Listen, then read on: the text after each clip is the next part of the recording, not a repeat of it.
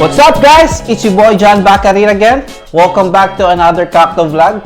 So for today guys, papakita ako sa inyo paano gumawa ng Long Island iced tea.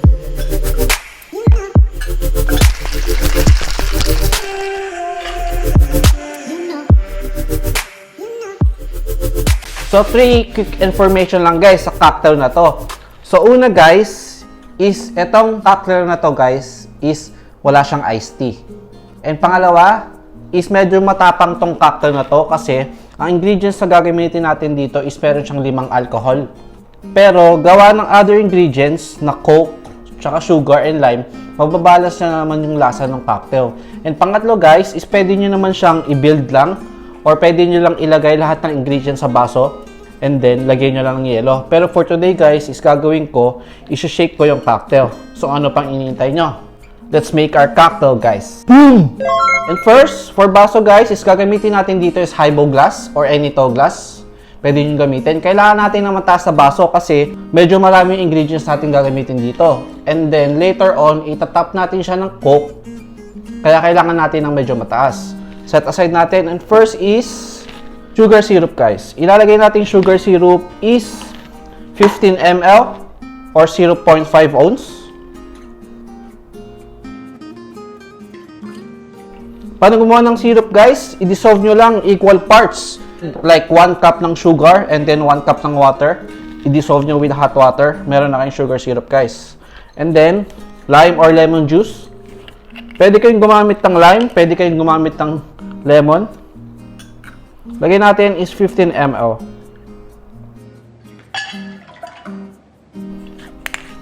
And for alcohol, first is lalagyan natin ng rum guys. 15 ml.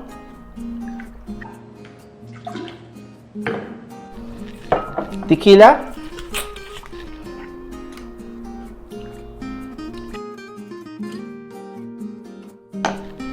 Equal parts ng lahat ng alcohol natin ilalagay guys.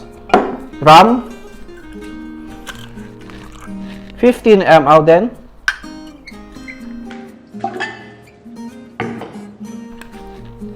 And vodka guys, 15 ml din.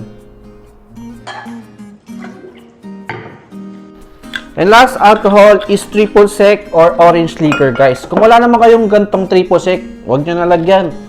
Kung anong alcohol lang meron kayo sa bahay, ay yung gamitin nyo. 15 ml. Let's put some ice to the shaker. So, i-shake natin siya guys for quick one kasi gusto natin is less dilution lang kasi later on, ilalagyan natin siya ng Coke.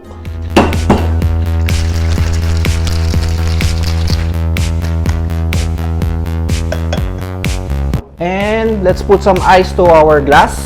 Meron ako ditong mga block of ice. Ganda.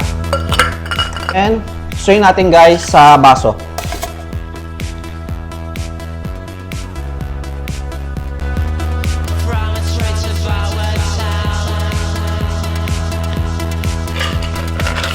And last guys, it's lagyan natin ng Coke.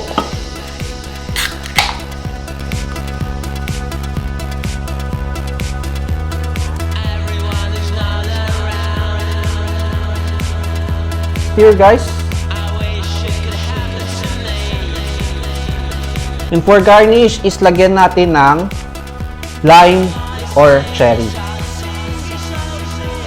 And lagyan natin ng straw.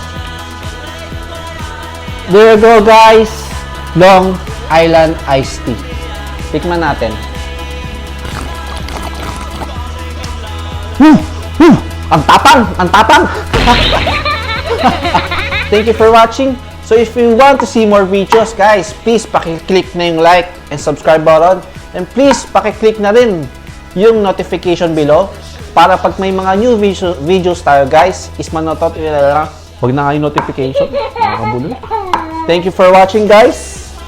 See you in the next video. Cheers!